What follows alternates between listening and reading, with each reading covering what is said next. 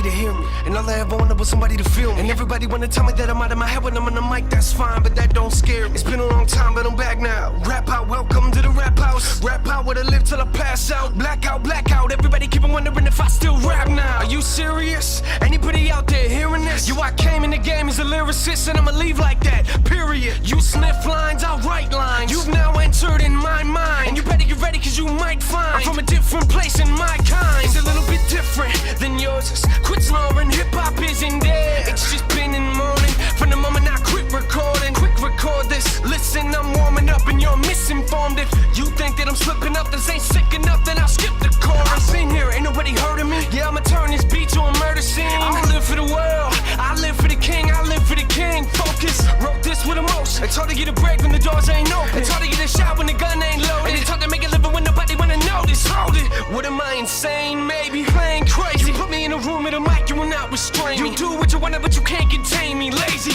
is not a character trait of mine. Don't wait in line. This is the current condition of my state of mind. Don't tell me that this isn't real. Don't tell me this ain't how I feel. This is all I have, all I have.